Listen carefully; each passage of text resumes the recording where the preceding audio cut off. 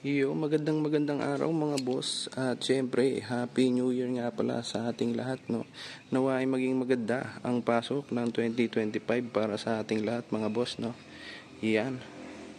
So para sa video nga na to i-share ko sa inyo yung isa sa mga top features nitong Fortress 160 natin, yung keyless system niya. Yan, ito yung susi niyan mga boss. Makikita nyo, isa-isahin natin yung mga buton kung para saan yan at ano nga ba ang gamit niyan. Yan, samahan nyo ako.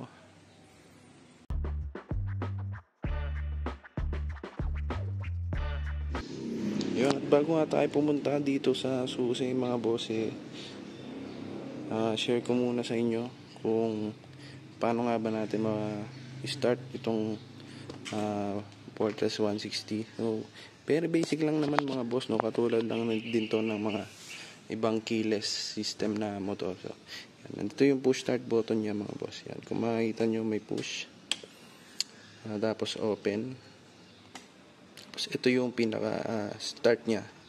So bago natin siya start, kailangan lang natin siyang i-push para ma-open yung motor. Yan, pag narinig nyo na yung tunog, pwede na natin yung i-twist papunta dito sa open. So yung open nga na to mga boss, pag nakatapat dito yung push start button natin, so pwede natin buksan yung seat tsaka yung fuel nga niya. Yan.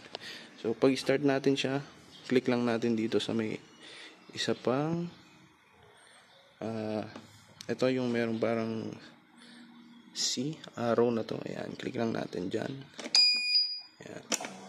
Yan.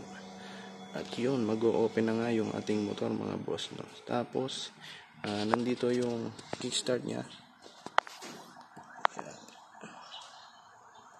So paano natin siya start, syempre piga muna tayo sa preno, tapos sabay, kasabay nitong push start, no.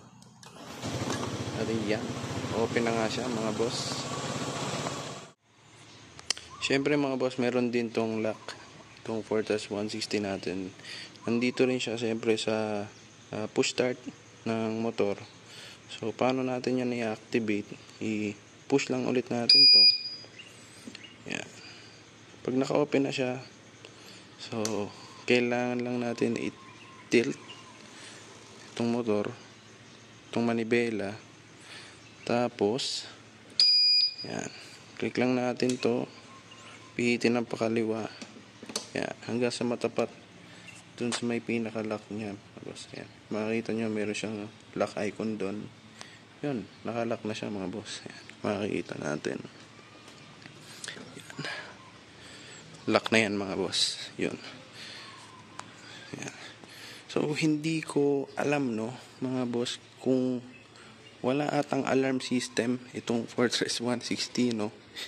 Kasi ang alam ko, yung ibang motor pag nakalock siya na ganyan, tapos inalog-alog mo siya tulad niyan, alam ko mag-a-alarm pero itong Fortress 160 parang wala siyang alarm. Yan, hindi ko sure, baka sa iba ginagalaw or wala hindi talaga siya, alam ko tumutunog pagka nakalock yung ibang motor. Hindi natin sure sige. Yan. So yun, gano'n lang naman siya i-lock mga boss. Doon lang ulit siya sa may push start button. Yan. Kung paano i-alis yan, siyempre push lang ulit, pihitin naman natin pakanan. Yan.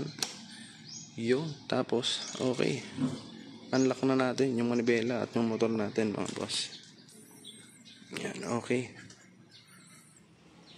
Yun, at punta na nga tayo dito mga boss sa pinaka susi ng ating Fortress 160. Unahin na natin to.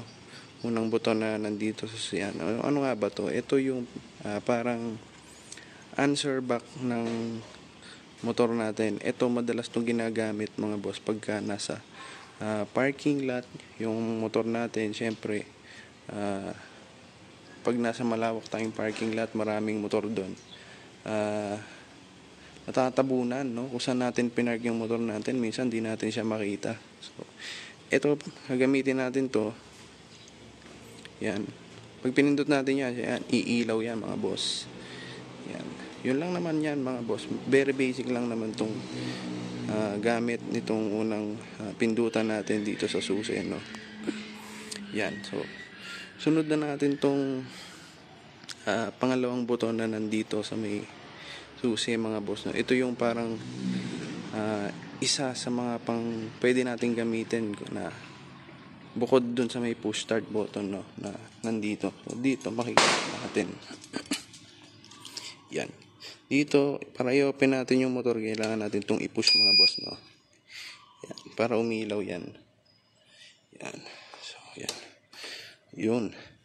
Kung minsan kasi, parang kunwari, nag-park ako, tapos mga ilang oras ko siyang hindi nagamit. So, minsan pag pinupush ko to, hindi siya na tumutunog or umiilaw agad. So, yun. Ang ginagawa ko, ginagamit ko tong susi natin para i-open nga siya, no? So, pag click natin yan, yan. Iilaw siya. Tapos yun, parang naka-open na siya ulit, no? Mga boss, yan. Kung makita nyo. Yan, naka-on na siya, no? So, pwede na natin siyang start. Yun. Yun lang naman yun, mga boss. Yan. Yun. Tapos, yung pinakahuli nga dito, mga boss, na pindutan, ito yung pinaka-paborito ko, eh. Yan.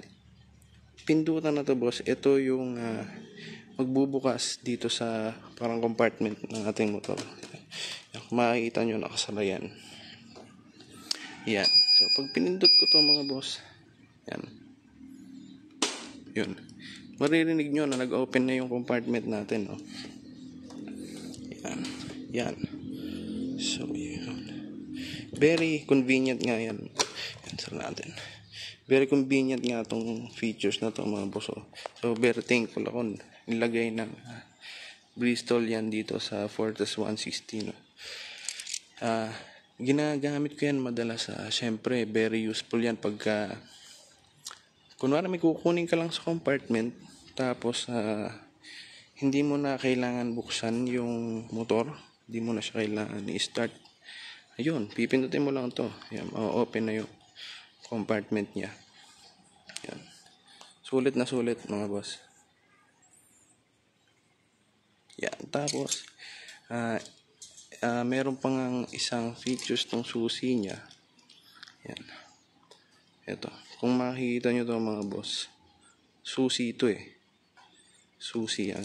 Buksan natin. So, para buksan to, mga boss, makita nyo, i-click nyo lang yan, pipindutin nyo, tapos hugot, piga, hugot, yan. Yan. So, makikita natin, susi ito. So, para saan nga ba to? Susi siya, mga boss. Para saan nga ba to ginagamit? Dito lang yan, mga boss. Punta kayo sa may kaliwang bahagi ng motor, tapos, dito sa may ilalim. Yan. Meron siyang susian dito, eh. Yan. So, may cap lang siya. Angat lang natin to. Yan. Makikita nyo, may susian. Yan. So, lagay. Subukan natin. Yan. Yan. Yun. Para yan dito sa compartment, mga boss, no?